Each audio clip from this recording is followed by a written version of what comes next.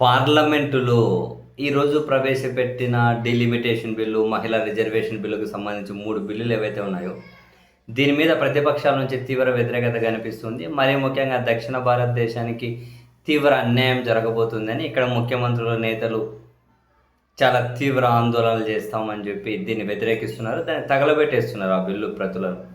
ఒక ఆంధ్రప్రదేశ్‌లోని నాయకత్వం మాత్రం చాలా సైలెంట్‌గా ఉంటూ ఉంది. అండ్ మరీ ముఖ్యంగా కేంద్ర కూటమిలో రెండో అతిపెద్ద భాగస్వామ్య పార్టీ అయిన తెలుగుదేశం పార్టీ, దాని అధ్యక్షుడు ఏపీ ముఖ్యమంత్రి చంద్రబాబు నాయుడు గారి చుట్టూ జాతీయ స్థాయిలో తీవ్ర విమర్శలు కనిపిస్తూ ఉన్నాయి.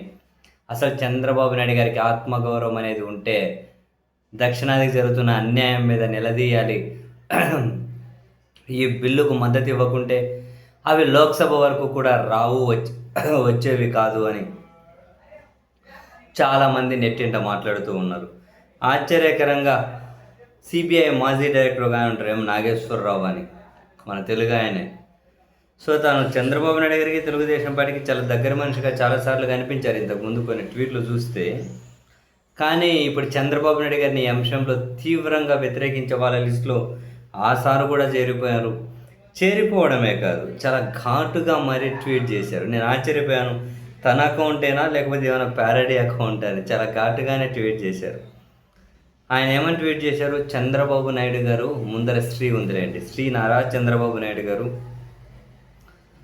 మీ అధికార దాహం తీర్చుకోవడానికి ఆనాడు మీ మామ కీర్తిశేషులు నందమూరి తారక రామారావు గారిని వెన్నుపోటు పొడిచారు. చూడండి ఎంత ఘాటుగా ఉందో. మీ కుటిల రాజకీయాల కోసం కనీసం అవశేష ఆంధ్రప్రదేశ్లోనైనా అధికారంలోకి వచ్చేస్తామనే దురుద్దేశంతో 2008లో సమైక్య ఆంధ్రాను విడగొట్టమని మీరు రాసిన ఉత్తరం వల్లే తెలుగు జాతి రెండుగా చీలిపోయింది.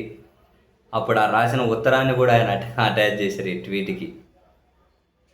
ఇప్పుడు మళ్ళీ అదే అధికార దాహంతో దక్షిణ భారతదేశానికి ఆర్ఎస్ఎస్, బీజేపీ, మోదీలు చేస్తున్న అన్యాయాన్ని మీరు సమర్థిస్తూ తెలుగు జాతికి మాత్రమే కాదు మొత్తం భారతావనికే ద్రోహం చేస్తూ ఉన్నారు. దేశ చరిత్రలోనే చంద్రబాబు లాంటి నీచ నికృష్ట దుర్మార్గ రాజకీయ నాయకుడు ఎవరూ లేరు అని కల్వకుంట్ల చంద్రశేఖర్ గారు అన్నప్పుడు నేను నమ్మలేదు. కానీ మీరు ఆయన మాటలను మళ్ళీ నిజం చేస్తుంటే నమ్మక తప్పడం లేదు అని ఇంత ఘాటుగా ట్వీట్ చేశారు. ఈయన సిబిఐ మాజీ డైరెక్టర్గా చేసిండు తెలుగు ఆయనే, నాగేశ్వరరావు అని, నాగేశ్వరరావు అని. సో మొత్తం మీద దక్షిణాదికి జరుగుతున్న అన్యాయం మీద చాలామందికి ఆవేదన కలుగుతుంది. ఇదైతే నిజం. అసలు పార్టీలు ఏంటండి, ఈరోజు కొన్ని ఉంటారు రేపు పోతాయి. నాయకులు ఏంటండి, ఈరోజు ఉంటారు రేపు పోతారు. కానీ ఈ ప్రాంతము, ఈ అస్తిత్వం చాలా కీలకం కదా. ఎవరి గుప్పిట్లోకి వెళ్ళిపోయి వాడు చెప్పినట్టు నడవాలి అంటే కుదరదు కదా. ఫెడరల్ సిస్టమ్ ఉంది కాబట్టి అప్పుడు దేశంలో కానీ ఈ రాష్ట్రాలని భాగమే, అంతా చాలా చరిత్ర. ఇప్పుడు మొత్తం ఈ ఉనికిని లేకుండా చేస్తాం రాబోయే కాలంలో అని అంటే రాత్రికి రాత్రి ఏవి అద్భుతాలు ఇట్లా చేయరు.